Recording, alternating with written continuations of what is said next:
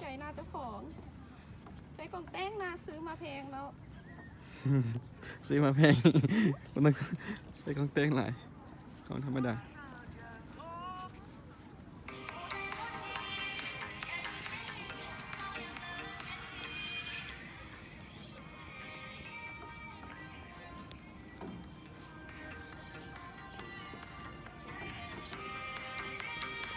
อาทิตย์ตกร้อนแรงอย่างไร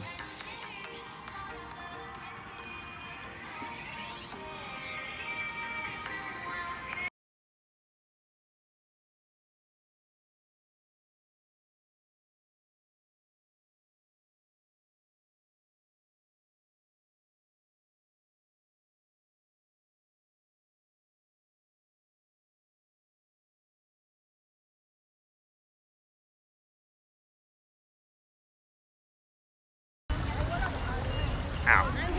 มันคือเป็นวิดีโอเป็นใจเลยกล้อง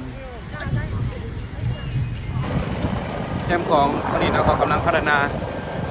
ปรับเป็นพื้นที่อีกน่าจะเป็นอีกกลุ่มหนึ่งเราเขาจะเฮ็ดแคมป์ของนี่เฮ็ดให้เป็นสถานที่ท่องเที่ยวหรือว่าบ่อนออกกำลังกายเนาะปรับความคักเลยดีๆเนาะถนนแคมป์ของโอ้กันทางไปเนาะสามเหลี่ยมครับ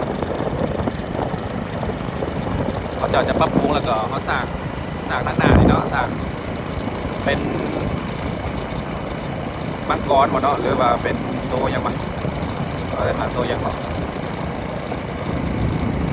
เป็นเวทีใหญ่เลยนะสามารถเป็นเวทีคอนเสิร์ตจัดคอนเสิร์ตได้แล้วตัวนี้นะเดินอยู่แคมป์กองนี่กว้างสุดแล้วเจ้ากำลังปรับปรุงแล้วกูเขาสร้างทานใหม่ๆเนี่ยอัปเดต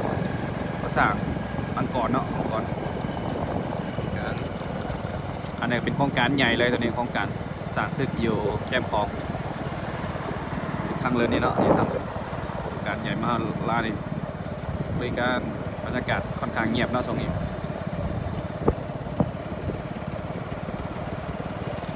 การเงี้ยๆเราจะ